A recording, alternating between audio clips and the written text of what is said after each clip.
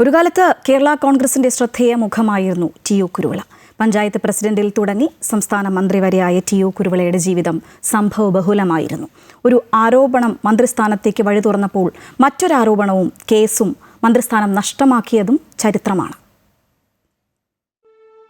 K M. Mani, T U. Kuruvila, P J. Joseph ഈ മൂവർ സംഘത്തിലെ പ്രധാനി. കേരള കോൺഗ്രസ് എന്ന മലയോര പാർട്ടിയെ അധികാരത്തിന്റെ ഇടനാഴികളിലെത്തിക്കുന്നതിൽ പ്രധാന പങ്ക് വഹിച്ച നേതാവാണ് ടി.യു. കുരുവിള. 1936 എറണാകുളം ജില്ലയിലെ കോതമംഗലത്ത് ജനനം. മികച്ച രാഷ്ട്രീയ പ്രവർത്തകൻ മാത്രമായിരുന്നില്ല, മികച്ച വിദ്യാർത്ഥിയും കർഷകനുമായിരുന്നു ടി.യു. കുരുവിള.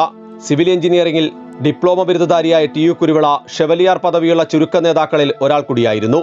സഭാ നേതൃത്വങ്ങളുമായി ഏറ്റവും അടുത്തു നിൽക്കുകയും സുപ്രധാന പദവികൾ വഹിക്കുകയും ചെയ്തിട്ടുണ്ട്.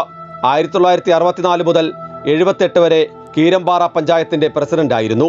പ്ലാന്റേഷൻ കോർപ്പറേഷൻ ചെയർമാനായും ഹൗസിംഗ് ബോർഡ് ചെയർമാനായും ചുമതല വഹിച്ചു.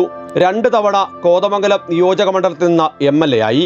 2006 വിമാനയാത്രാ വിവാദത്തെ തുടർന്ന് പി.ജെ. ജോസഫ് രാജിവെച്ചതോടെ അപ്രതീക്ഷിതമായി VS മന്ത്രിസഭയിലേക്ക് എത്തി. MLA ആയി എത്തി അതേ വർഷം തന്നെ മന്ത്രിസഭയിലേക്കും എത്തി എന്നതും കൗതുകമായി. എന്നാൽ 2007 രാജകുമാരി ഭൂമി ഇടപാടുമായി ബന്ധപ്പെട്ട ആരോപണങ്ങൾ ശക്തം. കേസെടുക്കലും അന്വേഷണവും മുന്നോട്ടു പോയതോടെ സെപ്റ്റംബർ 2-ാം തീയതി രാജിവെച്ചു. സാമ്പത്തിക ഇടപാട് രാഷ്ട്രീയാരോപണത്തിന്റെ ഭാഗമാണെന്ന് കേരള കോൺഗ്രസ് വാദിച്ചുവെങ്കിലും ടി.യു. കുരുവിളയുടെ രാഷ്ട്രീയ ജീവിതത്തിൽ അത് കരടായി മാറി. 2008 കേസിൽ തെളിവില്ലെന്ന് കേരള പോലീസ് കോടതിയെ അറിയിക്കുകയും ചെയ്തു. അടുത്ത 5 വർഷം കൂടി അദ്ദേഹം MLA ആയി തുടർന്നു.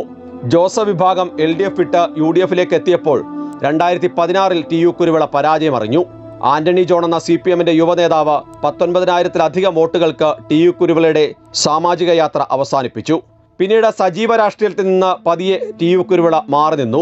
ഒടുവിൽ വിശ്രമ ജീവിതം നയിക്കുമ്പോഴും കേരളത്തിലെ രാഷ്ട്രീയ സാഹചര്യങ്ങളും നീക്കങ്ങളുമെല്ലാം സസൂക്ഷ്മം അദ്ദേഹം നിരീക്ഷിച്ചു പോന്നു.